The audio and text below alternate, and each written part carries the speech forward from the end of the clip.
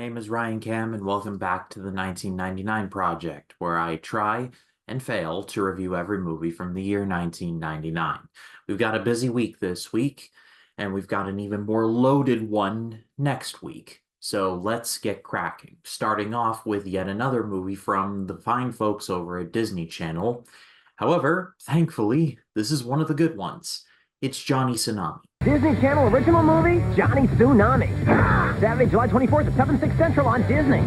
Johnny Tsunami was directed by Steve Boyum, and like I said, this is a Disney Channel original movie. It tells the story of a young boy, not named Johnny Tsunami, but named Johnny. He lives in Hawaii, a place pretty well known for its surfing. However, because his father gets a job on the mainland, landlocked no less, he has to relocate.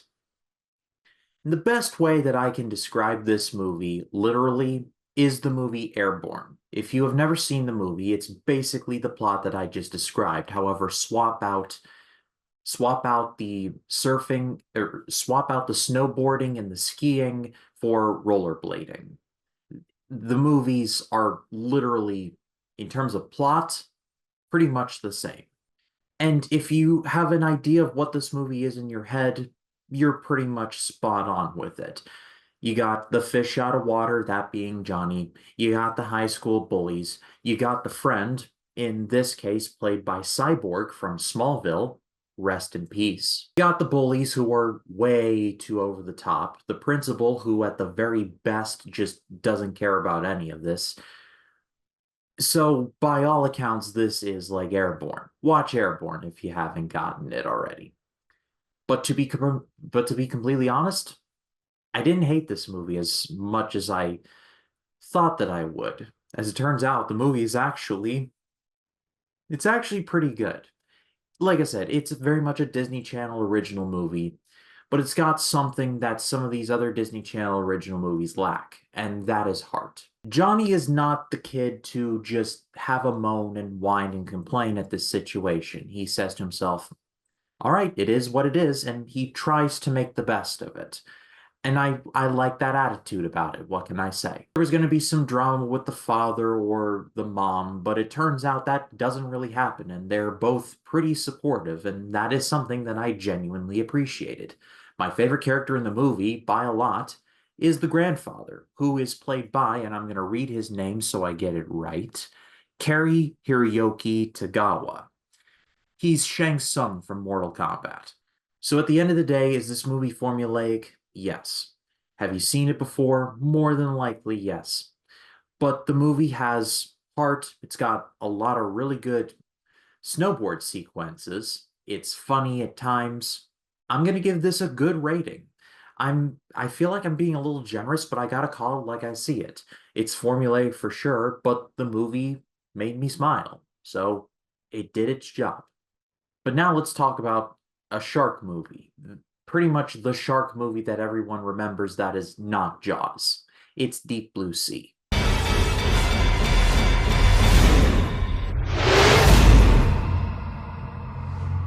Deep Blue Sea was directed by Renny Harlin, the guy who is trying to make The Strangers a thing again, even though it will never be a thing again. It starred Thomas Jane, Samuel L. Jackson, LL Cool J, and Michael Rappaport, among others.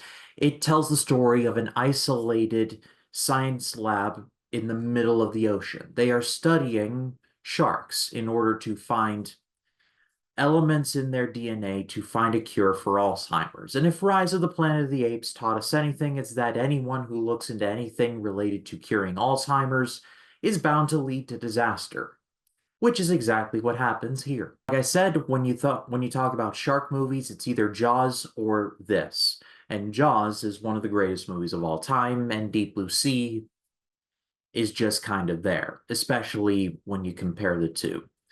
But I had a surprisingly good time with this one. It's definitely not perfect, but I think the movie understood what it was. It didn't try to be anything more than it was. And in the grand scheme, I thought it was very enjoyable. This is the movie where Samuel L. Jackson does get eaten, and it is predictably really funny.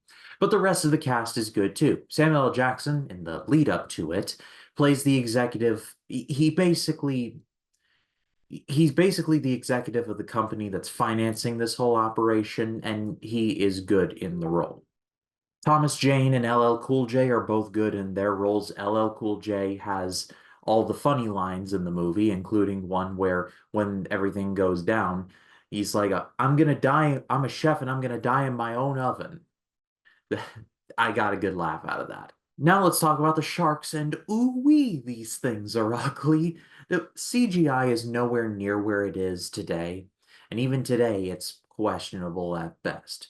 So I understand the need to create digital sharks in order to get the results that they wanted. And in my research, I found that they actually did go to the Bahamas and shoot live sharks in order to get the result that they wanted.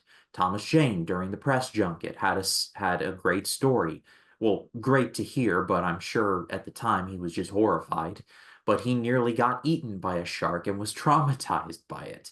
Yes, the Punisher was traumatized by a shark. Let that sink in.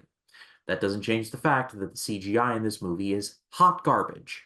At the end of the day, though, this is just big, cheesy fun. I'm going to give this one another good rating. It's a movie that knows exactly what it is. It doesn't try to be anything more than it is. It's very much a what you see is what you get movie, and what they do with it, I thought it worked.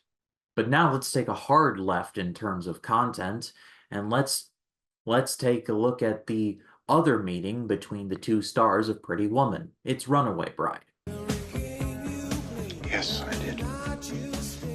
And that's romantic. It's not. Runaway Bride was directed by Gary Marshall, and it starred Julia Roberts and Richard Gere. It tells the story of a young woman named Maggie Carpenter, played by Julia Roberts, who is famous in her very small town for running away from not one, not two, but three weddings. The story is picked up on by a cynical columnist played by Richard Gere, who publishes it in his newspaper. Well, let's just say the article is less than flattering, and so Maggie writes in a rebuttal, which ends up getting him fired. And so, in an attempt to win his job back, he goes to the town in order to meet Maggie for himself, and you can pretty much put two and two together from there.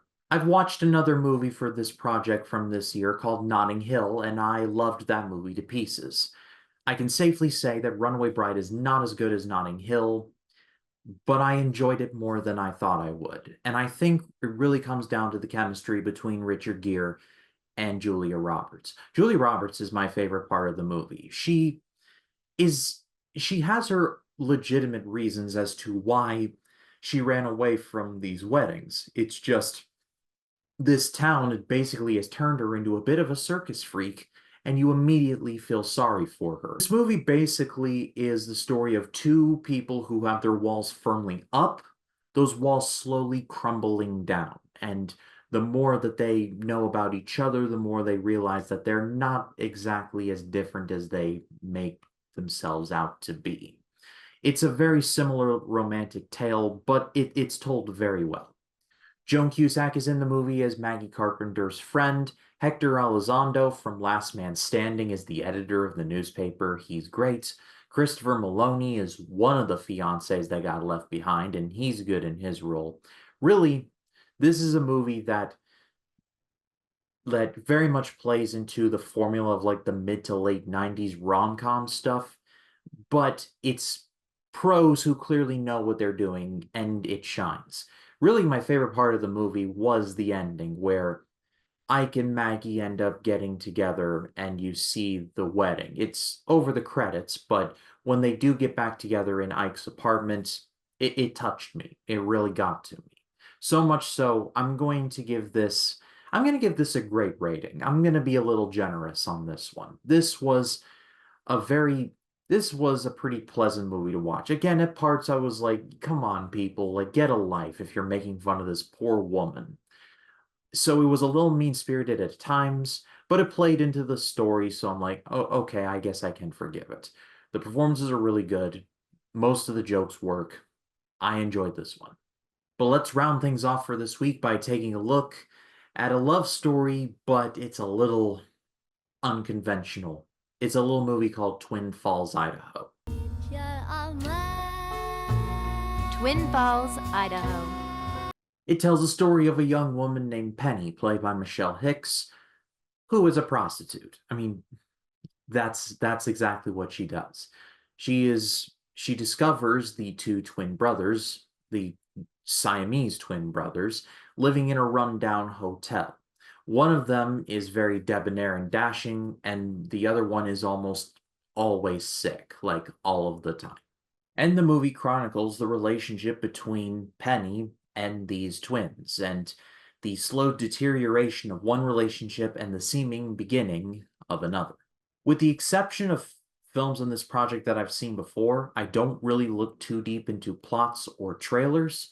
I want to be as surprised as possible. So when I started this movie and I saw these Siamese twins for the first time, I was like, oh, this is the game we're playing with this one.